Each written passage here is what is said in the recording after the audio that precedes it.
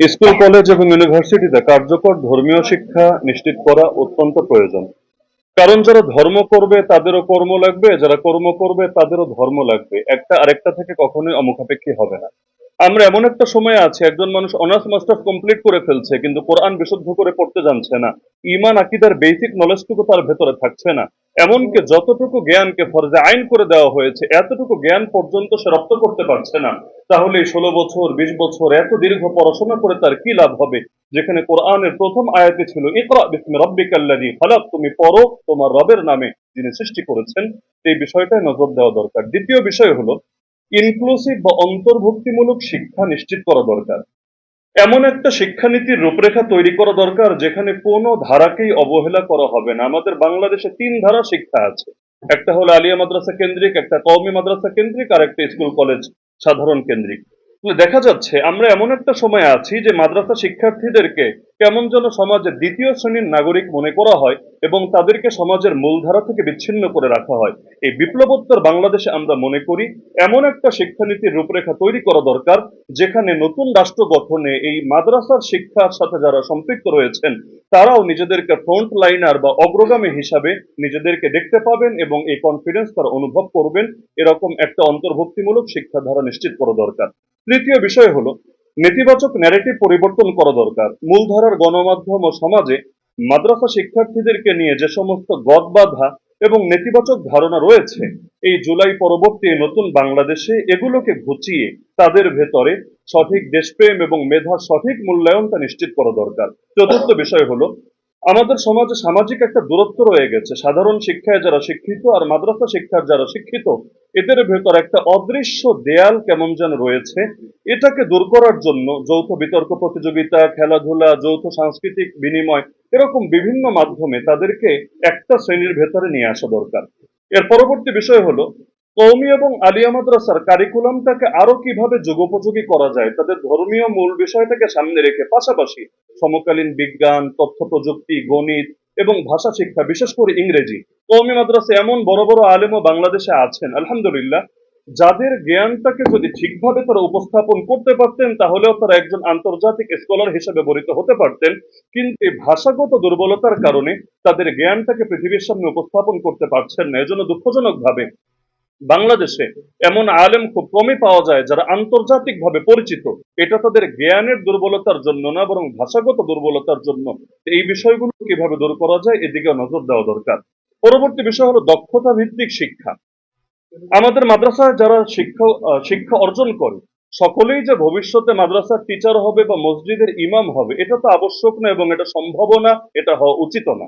তো তারা মাদ্রাসা শিক্ষায় শিক্ষিত হওয়ার পরেও তাদের মধ্যে এই পরিমাণ কারিগরি দক্ষতা আসা দরকার এবং এটার জন্য রাষ্ট্রকেই নজর দেওয়া দরকার, যাতে করে প্রতিটা ব্যক্তি সমাজের কোনো না কোনো কাজে আসে এবং তাদের দ্বারা রাষ্ট্র উপকৃত হতে পারে।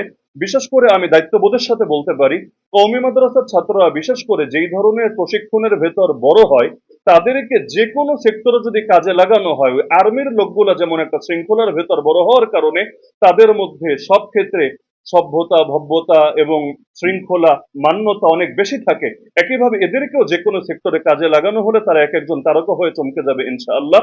কিন্তু এজন্য এই কারিগরি ভিত্তিক এবং দক্ষতা ভিত্তিক শিক্ষাটা কিভাবে নিশ্চিত করা যায় এদিকেও নজর দেওয়া দরকার। পাশাপাশি সনদ বিগত সময়ে কওমি মাদ্রাসার শিক্ষা স্বীকৃতি দেওয়া হয়েছে, কিন্তু এখনো এটাকে কিভাবে কার্যকারিতা বৃদ্ধি করা যায় এবং এটাকে উচ্চশিক্ষা এবং দেশের বাহিরেও শিক্ষা এবং চাকরি বাকরির ক্ষেত্রেও এটার কিভাবে নিশ্চয়তা দেওয়া যায়, এক্ষেত্রে আমরা দেখতে পাচ্ছি যথাযথ আসলে আমাদের অ্যাক্টিভিটিস নজরে পড়ছে না, বরং গাফলতি রয়েছে, এটাও দূর হওয়া দরকার।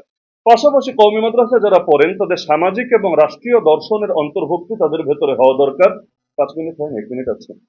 বিশেষ করে সমাজবিজ্ঞান, রাষ্ট্রবিজ্ঞান, অর্থনীতি, আন্তর্জাতিক সম্পর্ক। আমি খুবই স্পিডে বলার চেষ্টা করছি, জাস্ট মূল পয়েন্টগুলো ব্যাখ্যা করার সময় নেই, না হলে এক একটা পয়েন্ট নিয়ে ব্যাখ্যা করতে হবে।